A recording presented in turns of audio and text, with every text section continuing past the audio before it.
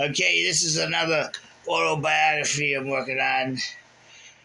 Chapter 1. It was the year of 1977, and the entire northeastern coast was jammed up by a juggernaut jukebox battle axe blizzard, the likes of which we never, until then, clapped southern New England eyes thereupon.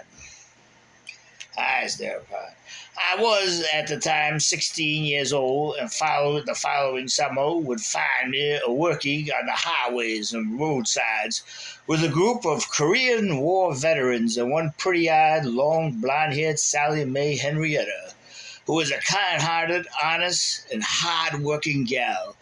And her would oftener than not be talking book about her high school quarterback boyfriend, whilst the two of us, much the younger selves, might be, let us say, painting one of the various and varied swank and certain roadside tool sheds, adjacent to the blues guitar riffing main building and festively attenuated Bulldog headquarters. I would suppose that's what you might call a run-on sentence. But if it is, I just can't reach for the battle axe and give it a Lord Horse trim just yet, nohow. That's kind of paraphrasing someone else said it a novel long time ago. Nohow. What to do? In those days, my buddies and my own erstwhile self could easily get ourselves into the local barrooms, swank at certain roadside taverns, and silver-trimmed strip joints that checkered the near and toward cities, suburbs, and two-lane routes, zigzagging the funky butt, roll your own avenues thereabouts situated. It was an ironic and side-ye-saddled situation, my family and my own erstwhile self attending the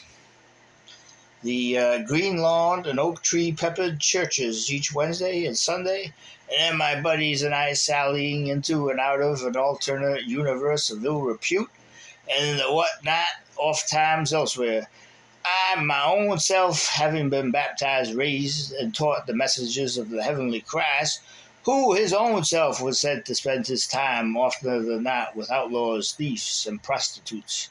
It was during that long ago time, the winter of great eastern seaboard, that piled it was during that long ago time, the winter of the great and fearsome blizzard that dumped a pile of snow across the eastern seaboard, that I almost bought the farm in the roaring fires. And if it weren't for my mother and brother, both of them now in the eternal bliss of heaven that watches over all of us, I wouldn't be sitting here before this very here typewriter keyboard banging out these autobiographical musings. I will now unfold the harrowing experience in the almost exact way that it came to pass. Having just a few or 3 hours previous returned to the very same home, hearth, and flowing pasture land alongside it where I lived, with my family of fourscore, since the year of our great Lord 1967, I was leaning, dressed in a long flannel shirt and dungaree get-up, with the shirt tail flapjacked outside the store-bought dungarees, against the kitchen nestled electric stove, when, smelling something burning, I looked into the kitchen mirror and, seeing flames climbing up the back of my shirt, got down on the floor and rolled back and forth a brief few or 3 seconds, the intensity of the pain increasing by at least 1,000-fold. Chapter 2.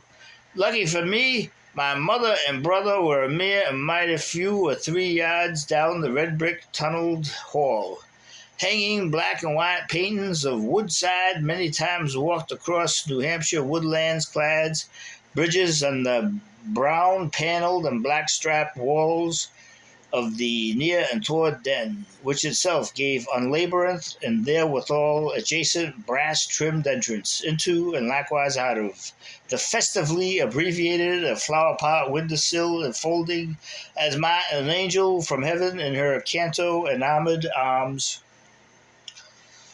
The small tabled and ceiling fan trickster trestling interior of the backyard viewing porch. Lucky for my own self, they were both moving to and fro among the store-bought hound-dagged furnishings that's giving to the velvet-carpeted den.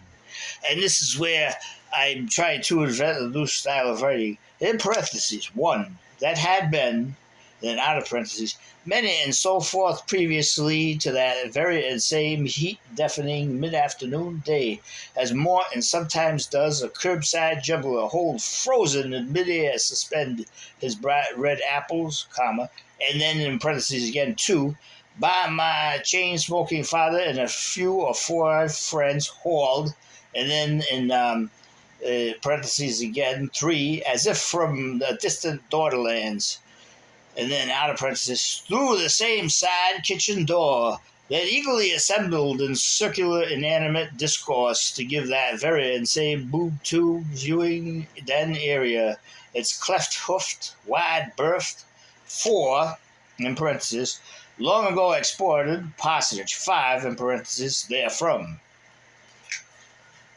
So that's a new style of writing. Oh, I should laugh. Nearly did me in. My mother and brother must have been thrown by my fiery breathed visage, in one in parenthesis, of which, into immediate action, two, in parenthesis, I, and out of parenthesis, thereby tackling, three, in parenthesis, until this very, out of parenthesis, me, quick as lightning, high flung, quick as lightning, in parenthesis again for day retained no memory whatsoever of, out of parenthesis, me, and putting out the high flung flames that would have most certainly sent me spinning downward to David Jones and Company. This same year of my life, having been led up to by the previous three, was, as a matter of fact, pivotal to my realizing my own self, one in parenthesis to be, out of parenthesis, through the hearing of one particular three-verse song, in parenthesis again, to a born writer, out of parenthesis, in my high school freshman year. And that's as far as I've gotten so far. So that's to show you. I don't know if you can read it backwards. But what I do is, in other words, in parenthesis, is a sideline of the story.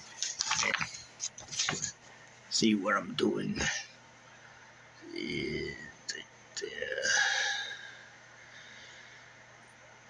You have to read it backwards. Just hold it to a mirror, I would suppose.